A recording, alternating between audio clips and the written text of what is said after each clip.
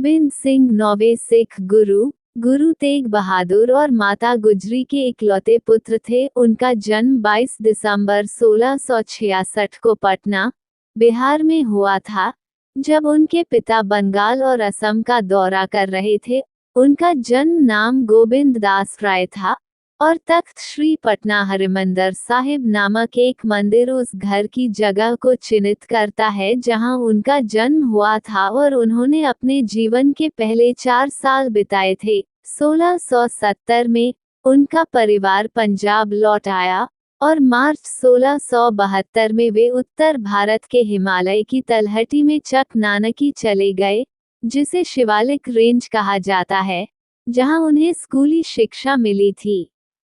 उनके पिता गुरु तेग बहादुर को कश्मीरी पंडितों ने 1675 में मुगल बादशाह औरंगजेब के अधीन कश्मीर के मुगल गवर्नर इफ्तिकार खान द्वारा कट्टर उत्पीड़न से सुरक्षा के लिए याचिका दायर की थी। तेग बहादुर ने औरंगजेब से मिलकर एक शांतिपूर्ण समाधान पर विचार किया, लेकिन उनके सलाहकारों ने उन्हें आगाह किया कि उनका जीवन खतरे में पड़ सकता है। युवा गोविंद राय 1699 के बाद गोविंद सिंह के नाम से जाने जाने वाले ने अपने पिता को सलाह दी कि कोई भी उनसे अधिक नेतृत्व करने और बलिदान करने के योग्य नहीं है। उनके पिता ने प्रयास किया, लेकिन उन्हें गिरफ्तार कर लिया गया और फिर दिल्ली में सार्वजनिक रूप से उनका सिर कलम कर दिया गया। 11 नवंबर 1675 को औरंगजेब के आदेशों के तहत इस्लाम में धर्मांतरण से इनकार करने और सिख धर्म और इस्लामी साम्राज्य के बीच चल रहे संघर्षों के तहत मरने से पहले गुरु तेग बहादुर ने गुरु गोबिंद राय को एक पत्र लिखा था। पत्र को महला दासवेन कहा जाता था और यह गुरु ग्रंथ साहिब का हिस्सा है। अपने पिता की शहादत के बाद अगले गुरु को खोजने के लिए एक आखिरी परीक्षा के रूप में 29 मार्च 1676 को वैसाखी के दिन सिखों के 10वें गुरु बनाए गए थे। गुरु गोबिंद सिंह की शिक्षा उनके 10वें गुरु बनने के बाद भी जारी रही। पढ़ने और लिखने के साथ साथ घुड़सवारी और तीरंदाजी जैसी युद्ध कलाओं में भी गुरु ने 1 साल में फारसी सीखी और 6 साल की उम्र में मार्शल आर्ट का प्रशिक्षण शुरू किया। 1684 में उन्होंने पंजाबी भाषा में चंडी दी वार लिखा। अच्छाई और बुराई के बीच एक पौराणिक युद्ध, जहां अच्छाई अन्याय और अत्याचार के खिलाफ खड़ी होती है, जैसा कि प्राचीन संस्कृत पाठ मार्कंडेय पुराण में वर्णित है। वह 1685 तक यमुना नदी के किनारे पांवटा में रहे। गुरु गोबिंद सिंह की 3 पत्नियां थीं। 10 साल की उम्र में उन्होंने 21 जून 1677 को आनंदपुर से 10 किलोमीटर उत्तर में बसंतगढ़ में माता जीतो से शादी की। इस दंपति के 3 बेटे थे, जुझार सिंह बी 1691, जोरावर सिंह बी 1696 और फतेह सिंह बी 1699। 17 साल की उम्र में उन्होंने 4 अप्रैल 1684 को आनंदपुर में माता सुंदरी से शादी की। दंपति का एक बेटा अजीत सिंह बी 1687 था। 33 साल की उम्र में उन्होंने 15 अप्रैल 1700 को आनंदपुर में माता साहिब देवन से शादी की। उनकी कोई संतान नहीं थी, लेकिन सिख धर्म में उनकी प्रभावशाली भूमिका थी। गुरु गोबिंद सिंह ने उन्हें खालसा की मां के रूप में घोषित किया। गुरु ने शुरू में उसके विवाह प्रस्ताव को अस्वीकार कर दिया। वह पहले से ही शादीशुदा था और उसके 4 बेटे हैं। संगत और गुरु का परिवार शादी के लिए राजी हो गया, लेकिन गुरु गोबिंद सिंह ने यह स्पष्ट कर दिया कि माता साहिब दीवान के साथ उनका संबंध आध्यात्मिक होगा, न कि भौतिक। गुरु गोबिंद सिंह के जीवन उदाहरण और नेतृत्व का सिखों के लिए ऐतिहासिक महत्व रहा है।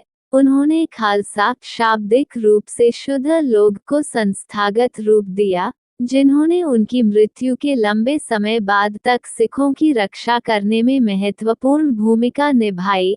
जैसे पंजाब के 9 आक्रमणों और 1747 और 1769 के बीच अफगानिस्तान से अहमद शाह अब्दाली के नेतृत्व वाले पवित्र युद्ध के दौरान 1707 में औरंगजेब की मृत्यु हो गई, और तुरंत ही उनके पुत्रों के बीच एक उत्तराधिकार संघर्ष शुरू हो गया जिन्होंने एक दूसरे पर हमला किया। गुरु गोबिंद सिंह ने भाई धर्म सिंह के नेतृत्व में 200 से 300 सिखों को भेजकर और बाद में स्वयं युद्ध में शामिल होकर जजाऊ की लड़ाई में बहादुर शाह का समर्थन किया। सिख सूत्रों के अनुसार यह गुरु गोबिंद सिंह थे जिन्होंने आजम शाह की हत्या की थी।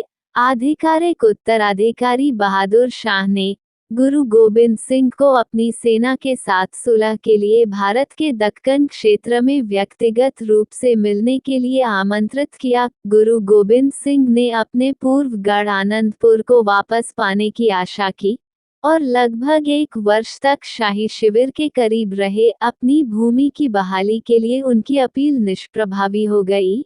हालांकि बहादुर शाह यथास्थिति में किसी भी बहाली को स्थगित करते रहे क्योंकि वह गुरु या पहाड़ी राजाओं को नाराज करने के लिए तैयार नहीं थे। वजीर खान, एक मुस्लिम सेना कमांडर और सरहिंद के नवाब, जिनकी सेना के खिलाफ गुरु ने कई युद्ध लड़े थे, ने 2 अफगानों, जमशेद खान और वासिल बेग को गुरु की सेना का अनुसरण करने के लिए नियुक्त किया, क्योंकि यह बहादुर के साथ बैठक के लिए आगे बढ़ी थी।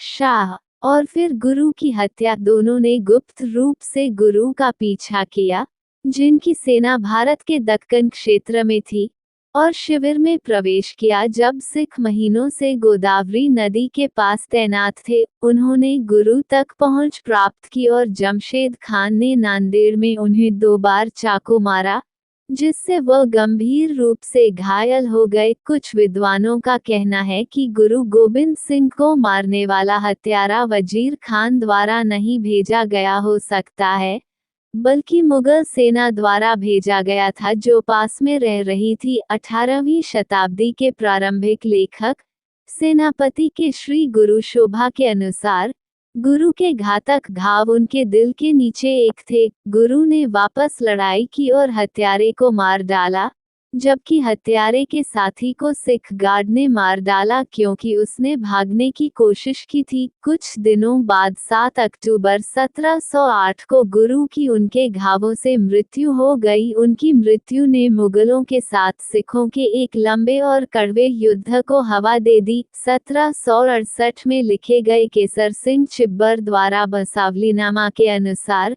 गुरु के अंतिम शब्द थे, ग्रंथ गुरु है और यह आपको अकाल में लाएगा। गुरु खालसा है और खालसा गुरु है। सीट को दिया गया है। श्री साहिब माता देवी। एक दूसरे से प्यार करो और समुदाय का विस्तार करो। ग्रंथ के शब्दों का पालन करो। सिख का पालन करने वाला सिख गुरु के साथ रहेगा। गुरु के आचरण का पालन करें। हमेशा वाहे गुरु के साथ रहें। जबकि सिख गुरुओं को आमतौर पर सिख धर्म में कुछ मान्यताओं के कारण स्क्रीन पर चित्रित नहीं किया जाता, गुरु गोबिंद सिंह के जीवन के आसपास कई भारतीय फिल्में बनाई गई हैं। इनमें शामिल हैं सरबंस दानी गुरु गोबिंद सिंह, राम माहेश्वरी द्वारा निर्देशित 1998 की भारतीय पंजाबी भाषा की ड्रामा फिल्म है। फिल्म गुरु के जीवन का अनुसरण करती है लेकिन उन्हें सीधे अभिनेता द्वारा चित्रित नहीं किया जाता है। 4 साहिबजादे 2014 में हैरी बावेजा की कंप्यूटर एनिमेटेड फिल्म है। यह गुरु गोबिंद सिंह के पुत्रों अजीत सिंह, जुझार सिंह, जोरावर और फतेह सिंह के बलिदान पर आधारित है। 4 साहिबजादे हैरी बवेजा द्वारा 2016 की भारतीय कंप्यूटर एनिमेटेड फिल्म बंदा सिंह बहादुर का उदय। यह 4 साहिबजादे की अगली कड़ी है और गुरु गोबिंद सिंह के मार्गदर्शन में मुगलों के खिलाफ बाबा बंदा सिंह बहादुर की लड़ाई का अनुसरण करती है। पूरा वीडियो देखने के लिए धन्यवाद दोस्तों। जय हिंद, जय भारत।